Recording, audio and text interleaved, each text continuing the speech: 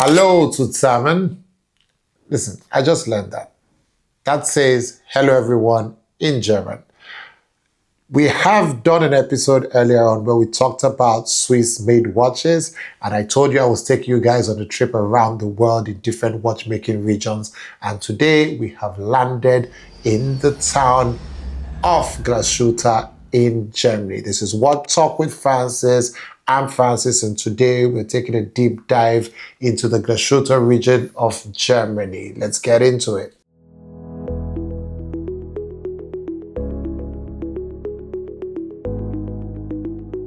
Now, before we even get into what it takes to qualify for a watch to have the Glashütte emblem on it, the town of Glashütte has a very interesting story. So let's get a brief history about the town.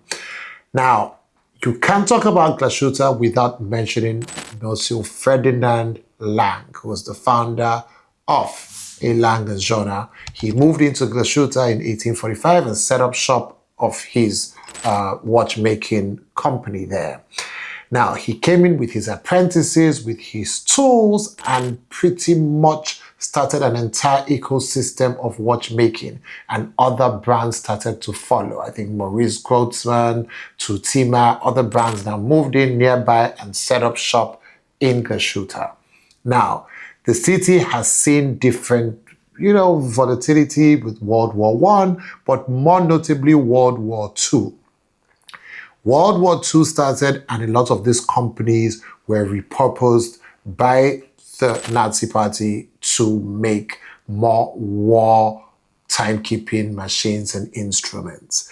Now, towards the tail end of the war, the Soviets bombed the city of Glashütte, and the Langer factory and probably every other factory was affected by this.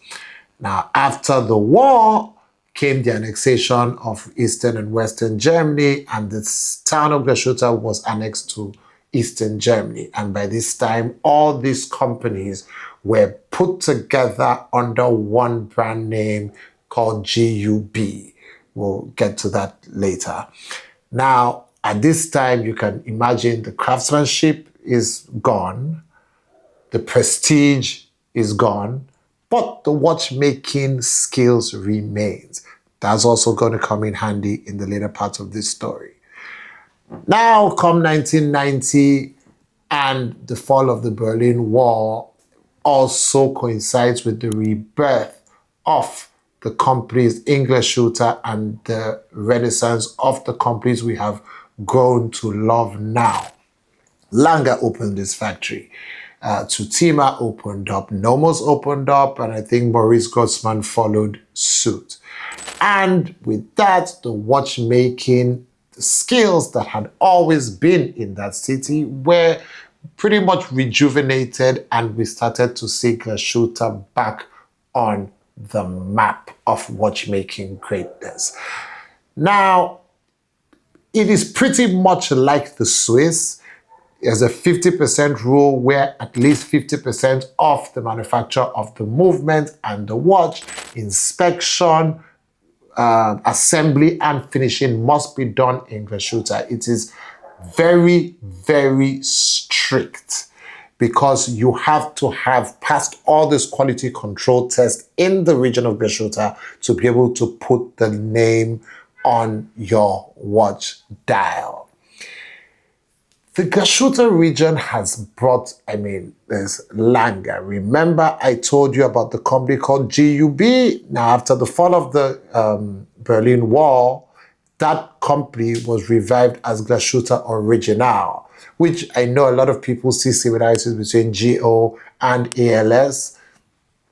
Yeah, you can't deny the big dates and the big date Langer one and the Panamatic of GU look pretty similar, but I guess listen, they're neighbors, probably started off in the same company.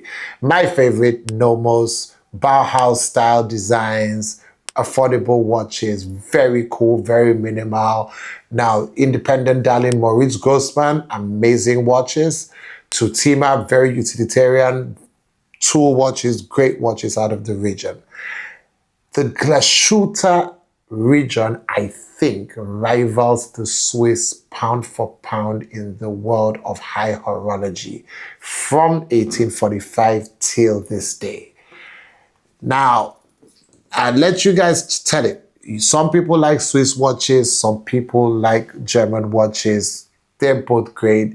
We all know how the German technology is when, for people who love cars, for instance, you always trust a German car. That's the same way I'm going to trust the German watch. Shout out to Glashutte. Next time, we're going to go to another region of watchmaking. So till then, stay safe, guys. It was fun talking watches.